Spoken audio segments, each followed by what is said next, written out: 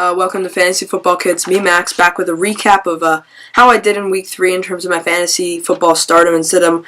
I didn't do that great, I'm going to admit. That was like my worst week in fantasy in terms of like picking who I thought would do. You know what I'm saying. That was my worst week ever for fantasy. I still won my game in my fantasy league, but like, here, let me just show you guys real quick.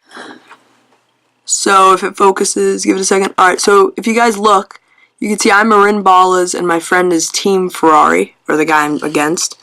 And if you look, like my team looks okay when you look right there, but if you look at who I benched and who he benched too, it was crazy. Look at our benches. Those are some of the most stacked benches I bet you'll ever see. 33 points, Jordan Howard on his bench, 28 points, T.Y. Hilton on my bench. Now, it didn't make sense for me to play T.Y. Hilton, so I don't really feel that bad about that. A couple of those guys didn't really make sense for me to even play them. They just went off.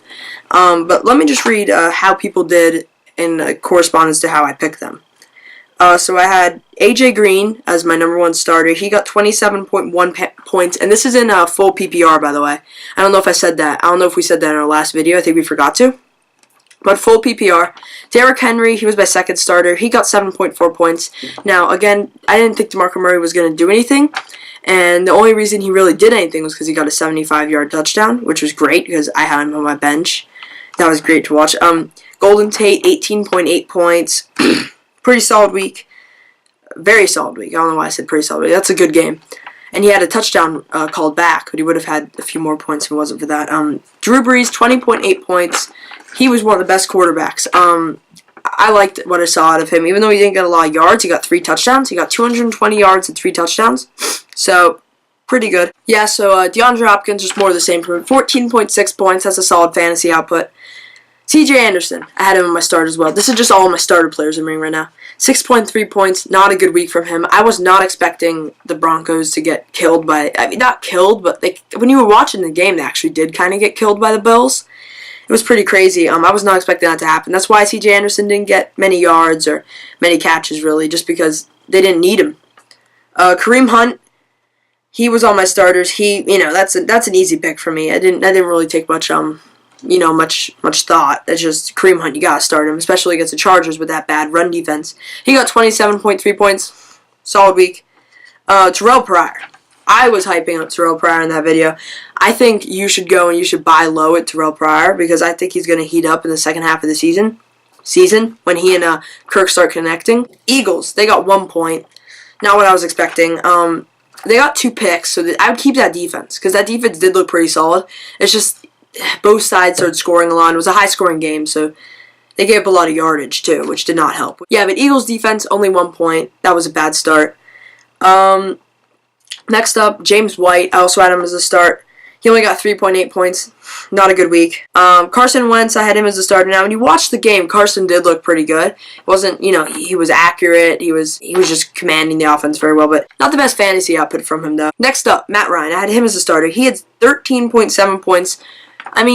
That's pretty good, but he threw 3 picks, which if you only threw 1 pick, think about it, he would have had, would have been 17.7 points. Next up, Ty Montgomery. I had him as a starter. 13 points. That's solid from a running back. But if I'm you, I am trading Ty Montgomery. Sell high. I would have sold high last week too, but definitely after this week because, first off, it was reported that he was injured, and even though they didn't practice today, he was still, apparently inactive for practice. It was weird. They were like, he can't practice, but we're not practicing, so it's fine. Next up, Derek Carr.